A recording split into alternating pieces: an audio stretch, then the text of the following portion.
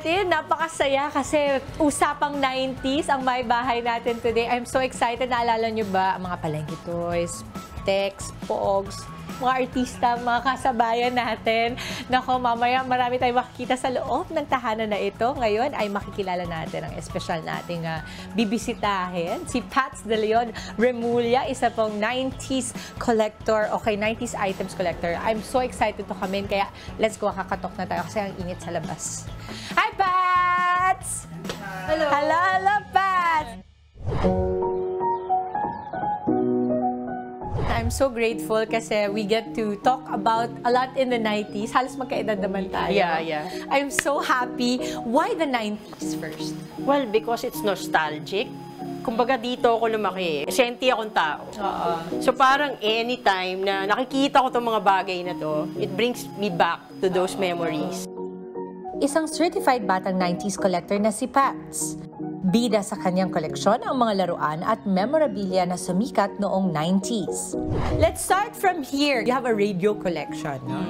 Okay. Kasi I love music.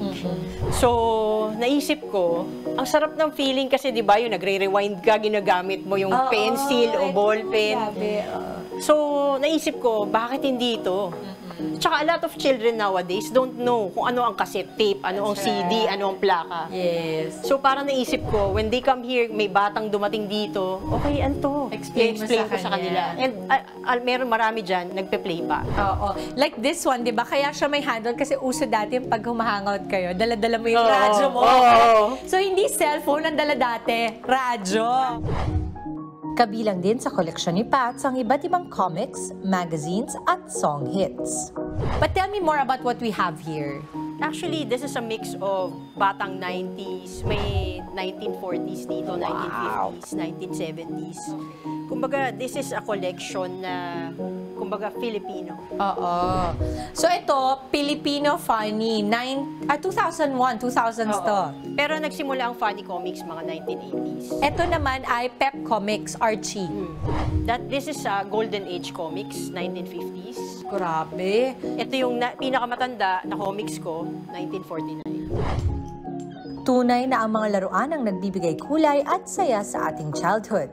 Gaya ng palabunutan, text chart, pogs, at text na kasama pa rin sa koleksyon ni Pats. Ito yung mga bunutan sa labas ng eskwelahan. Tapos meron kang pag may nakuha kang number dito. May sisiw. Pwedeng may sisiw. Diba? Pwede ring merong laruan kang napanalunan. Mga text charts. Ito yung text na nilalaro dati. Sa labas ng eskwelahan. Itong text na to, this is so meaningful to me. Hinanap ko talaga tong volume na to kasi ang nagsulat nito is Lolo Amado ko. He's a famous awardee, Amado Yasonia. Ayon kay Pats, ang Back to the Future die-cast car ang very first sa kanyang collection. Ito yung first ever na binili ko. I was a die-cast collector first. Dito ako na-addict nung una. Bili ng Hot Wheels. Yung ibang yoyo dito, ito yung pinapalit mo sa truck. Yung magbibigay ka ng tansan. Wow! Tapos ito yung mga ipapalit mo sa truck. Tapos Viewmaster.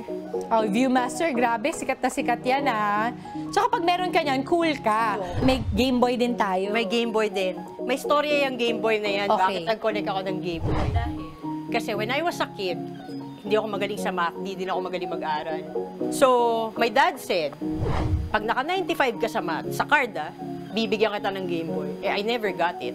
So, ayan. Kaya sabi mo, alam mo, Papa, kahit wala akong 95 na grade, bibilan ko na lang yung sarili ko ng Game Boy! Naalala niyo ba ang Tamagotchi? Palengke toys? Walkman? Cassette tapes? Yan at ang iba pang 90s collection ni Pat sa part 2 ng My Bahay. Mga kapatid, Dimples Romana po, kumpletuhin ang inyong umaga ng mga kwentong puno ng inspirasyon. Salubungin po ang bawat araw ng may ngiti at pag-asa.